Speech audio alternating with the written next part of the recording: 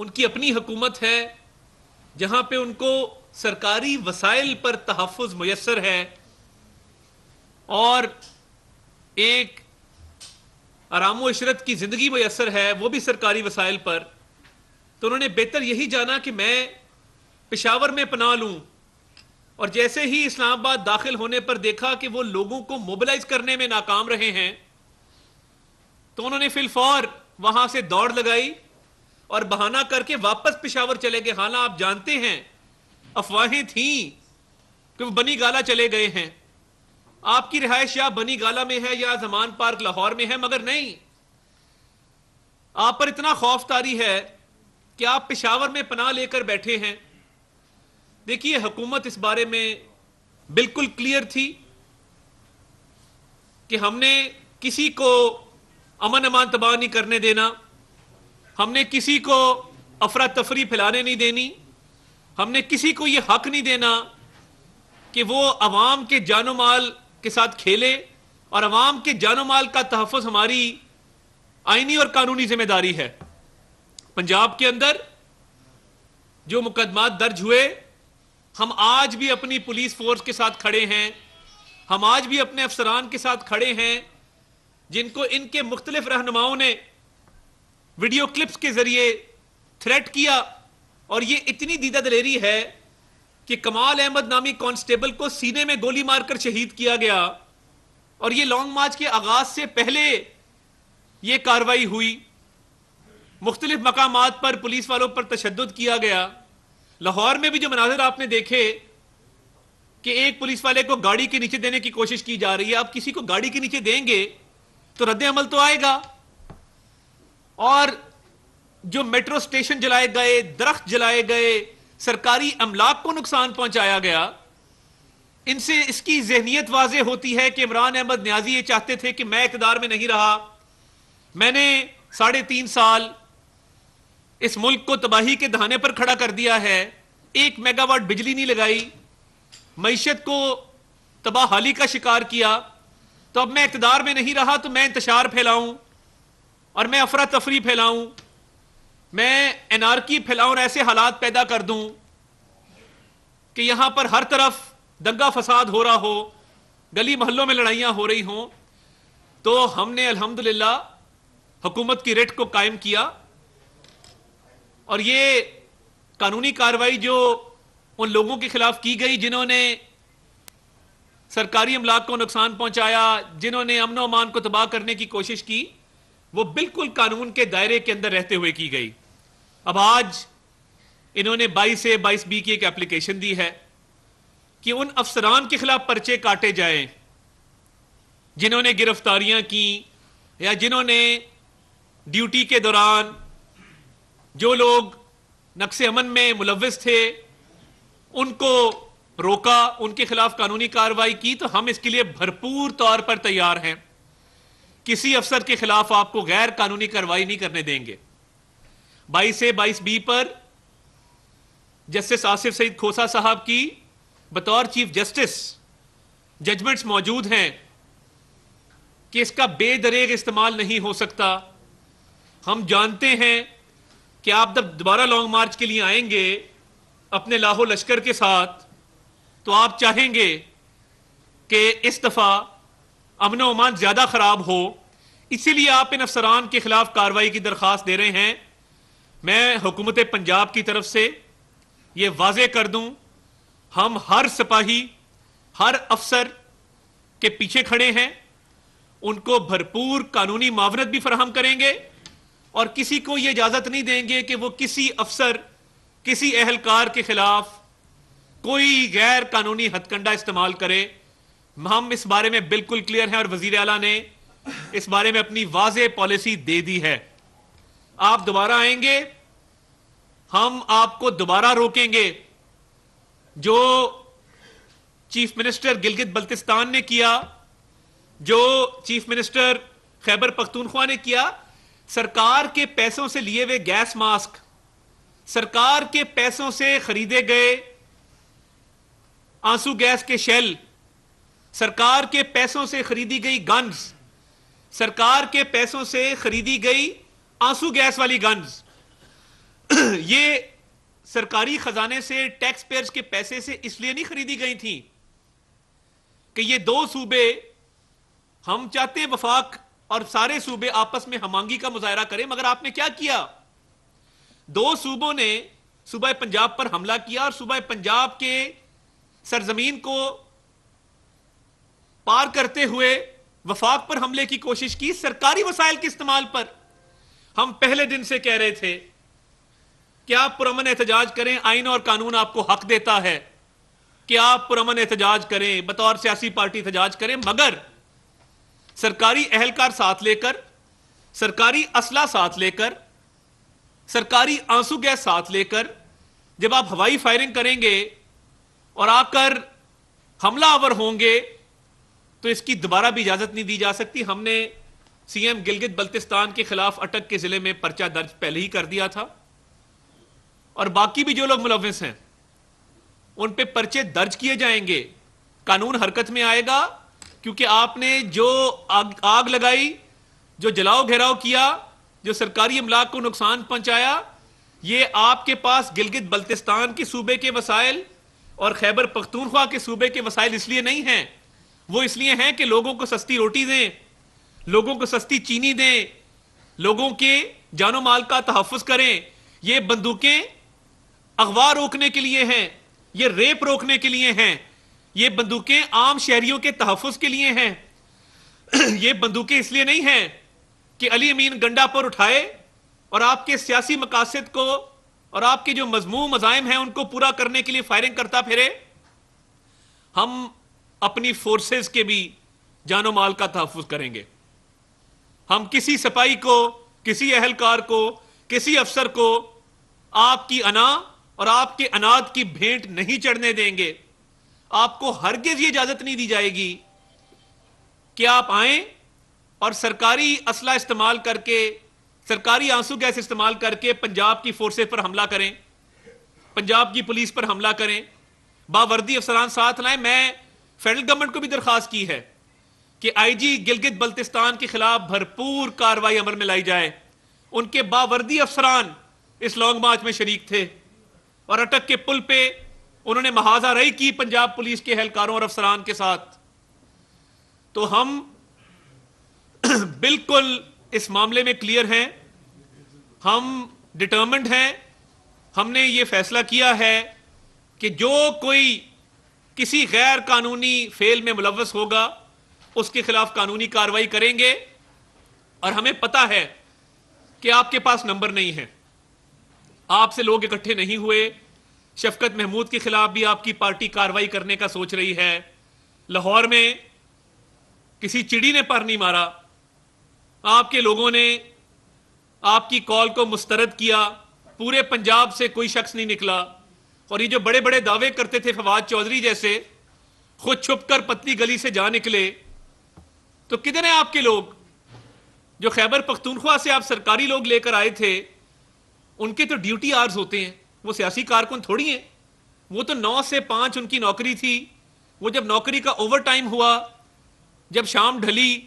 جب رات کے 10-11 بجے،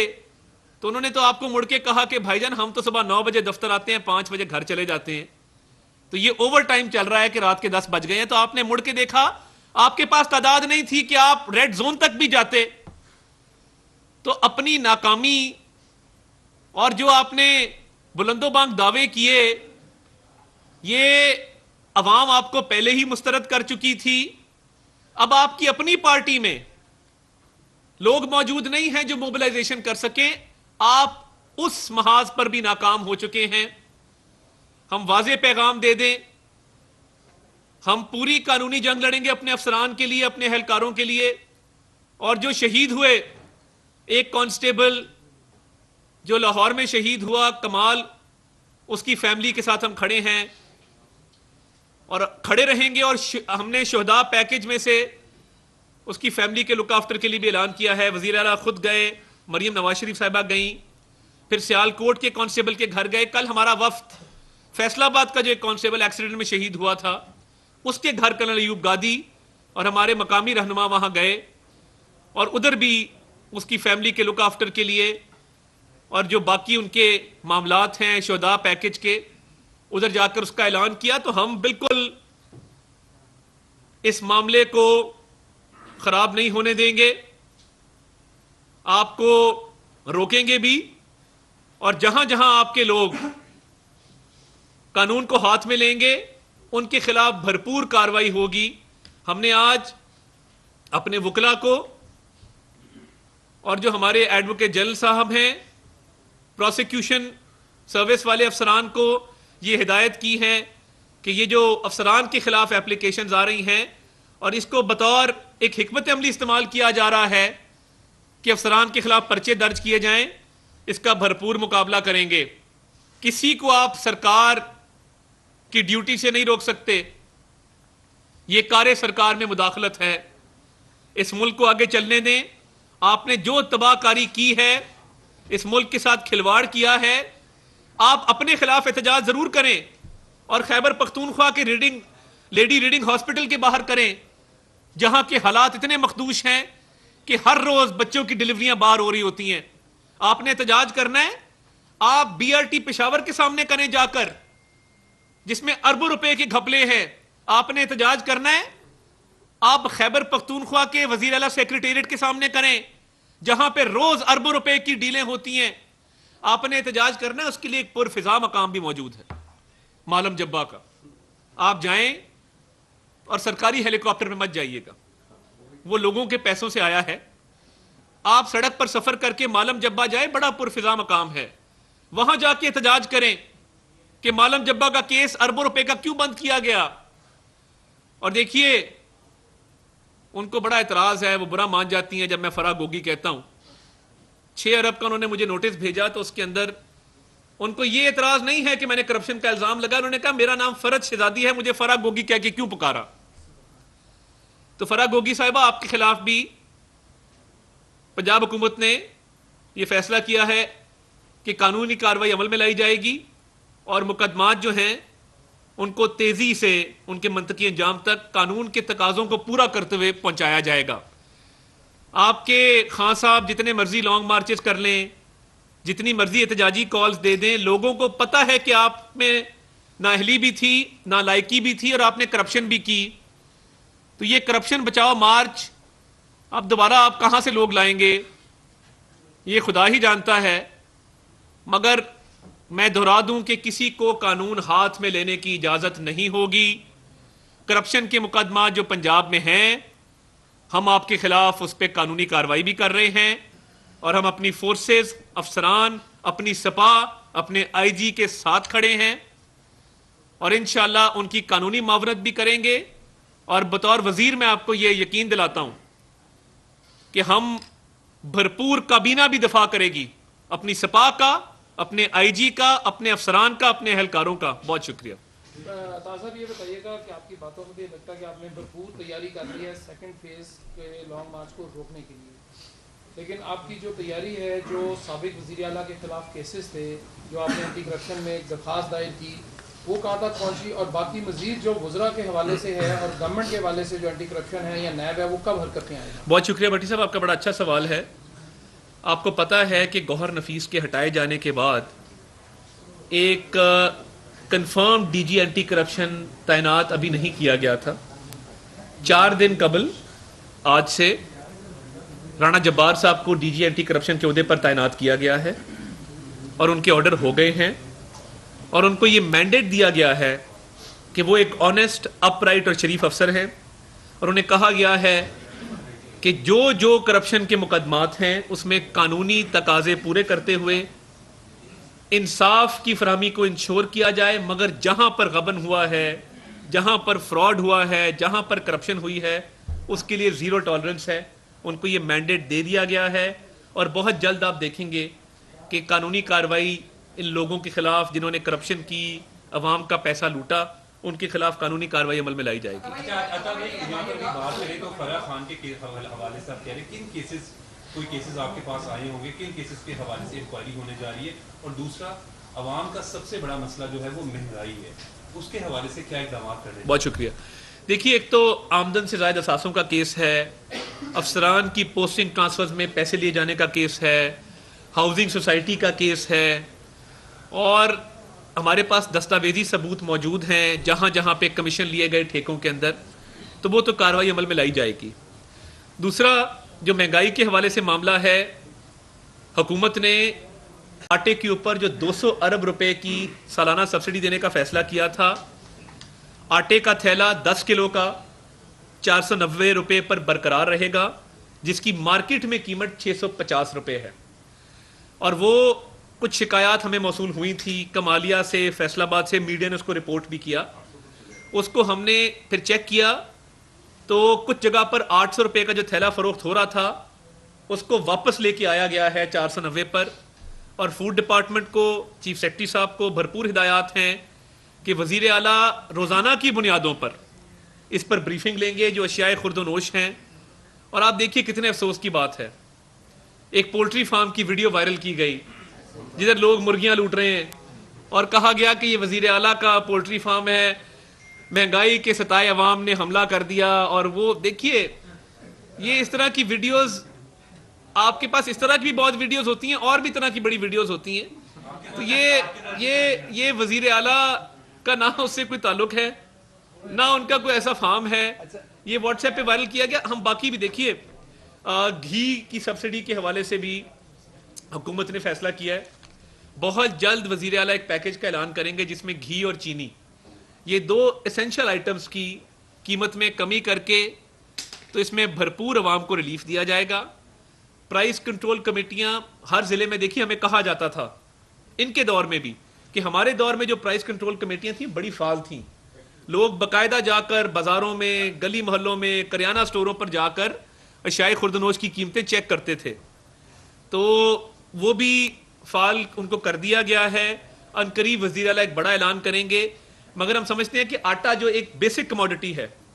اور میں آپ کو بتاؤں ہم نے ریکارڈ مدت میں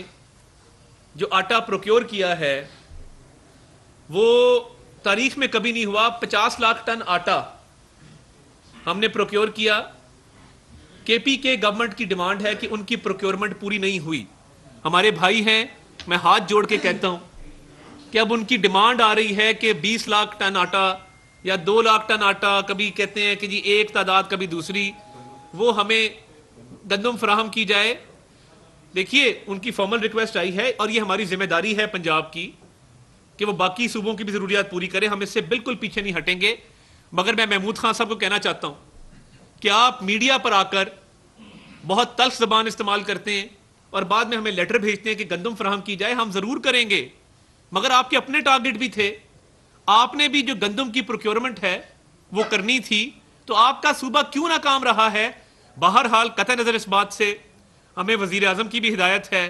کہ ہم نے خیبر پختونخوا کی گندم کی ریکوائرمنٹ پوری کرنی ہے انشاءاللہ۔ جہاں تک میں نے تحقیق کی ہے، آپ ینگسٹ اتنے اہم پورٹ فولیو پر ملا ہے اور آپ ینگسٹ ہیں، اتنی ایج میں کسی کو اتنا بڑا پورٹ فولیو نہیں ملا۔ ایک تو یہ سیاست ہوتی رہے گی لانگ مارچ کا جو فیس 2 ہے، آپ ایسی کیا اپنی وزارت میں ریفارمز کرنے جا رہے ہیں جس کا تعلق عام عوام سے ہوگا اور لوگ عطاء تارڑ کو as a interior minister Punjab یاد رکھیں کہ ینگسٹ وزیر آیا تھا اور اس نے اپنی وزارت میں پرفارم کیا تھا؟ سیاسی معاملات چلتے رہیں گے، کوئی ریفارمز کا ایجنڈا اگر ڈسکس کل میرے ساتھ سردار اویس خان لغاری موجود تھے، تو میں نے انہیں پوچھا، میں نے کہا جی آپ نے جب حلف لیا تھا تو آپ کی عمر کتنی تھی؟ تو انہوں نے کہا جی میں نے 31 سال کی عمر میں حلف لیا تھا وفاقی وزیر کا۔ تو وہ اپنی بات کر رہے تھے۔ بہرحال میں دیکھیے ابھی تک پورٹ فولیوز کا فیصلہ اتحادیوں کی مشاورت کے ساتھ آنے والے دنوں میں ہوگا۔ میرا بالکل لا اینڈ آرڈر پہ فوکس ہے، لا اینڈ آرڈر کو ہم دیکھیں گے۔ یہ ابتدائی جو کابینہ کا اعلان کیا گیا ہے، اس کے بعد سیکنڈ فیز میں کابینہ کی تشکیل مکمل کی جائے گی، اور جب وہ مکمل کی جائے گی تو پیپلز پارٹی کے ساتھ باقی اتحادیوں سے پوچھ کر پورٹ فولیوز جو ہیں وہ وزراء کو اسائن کیے جائیں گے۔ فی الحال بالکل لا اینڈ آرڈر پہ فوکس ہے، اور دیکھیے اس میں بہت معاملات ہیں جس میں بچوں اور خواتین کے خلاف جو تشدد کے واقعات ہیں اس میں 3 سال میں اتنا اضافہ ہوا ہے کہ میں آپ کو بتا نہیں سکتا۔ ایک نیا کانسیپٹ آیا ہے شوٹرز کا، گینگز باہر بیٹھے ہیں بیرون ملک، 1 لاکھ یا 1.5 لاکھ روپے یہاں پر ادا کر کے آپ بندہ مروا سکتے ہیں، یہ حقیقت ہے۔ اور یہ بلال یاسین صاحب کے ساتھ جو ہوا، گجرانوالہ میں یہ معاملات ہو رہے ہیں،